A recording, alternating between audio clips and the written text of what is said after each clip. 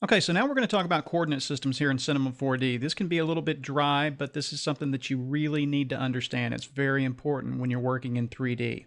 So in 3D space, the smallest area is a point. Each point is defined by a unique set of three numbers called coordinates.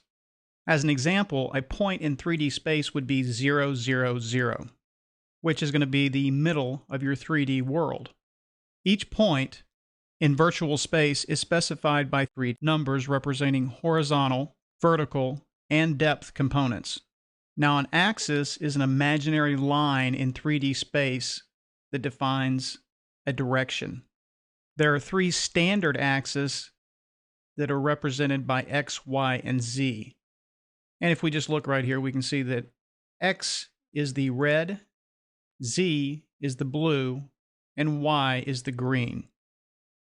Z also goes backwards and forwards, X left and right, and Y up and down. You will also find those in the middle of your 3D world, X, Z, and Y.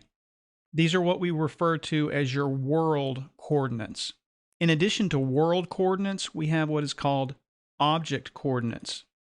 And this is basically just the local coordinate system of an object.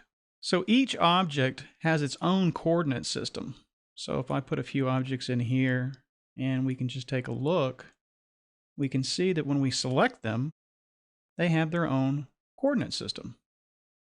And if I turn it like this and turn this one like that, we'll flip this one like this.